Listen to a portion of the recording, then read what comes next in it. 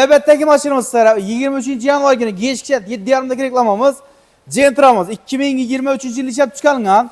Mashinamiz 75 ming kilometr yurgan. Metan gazlar ham mojlari bor. Salon holatlari akkuratli mashinamizni metan gazlari bu aytib o'tdik. Zavodskoy metafonlarında. Mashinamiz aksiyada.